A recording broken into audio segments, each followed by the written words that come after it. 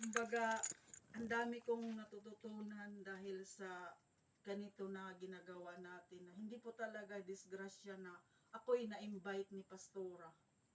Kasi kagabi, sabi ni Peter, yung ano ko, sabi niya, anong oras na ba? Di ka ba matutulog? Kasi kumbaga yung parang pinagmumuni-munihan ko, yung bawat sasabihin ko, na magkaroon ng impact Amen. sa mga tao na Amen. makakarinig. Kaya sabi niya, parang anong oras na ba? Sabi ko, maaga pa naman alas 9:30 pa lang eh. Kasi, nagpa-doktor po ako nung Lunes.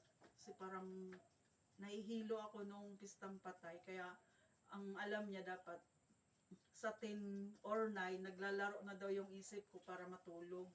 Pero, sabi ko naman sa isip ko, hindi naman to para mag-Facebook lang, manood sa YouTube na walang kabuluhan, Amen. kundi pinagmumuni-munihan ko po yung Salita ng salita ng Diyos. Panginoon. Kaya kanina pagising ko parang, ang sarap ng pakiramdam. Ang sarap ng Purihin ang pakiramdam mga Panginoon. kapatid, basta tayo ay laging nagpapasakop sa Panginoon. Amen. Pastora. Purihin ang Kaya Panginoon.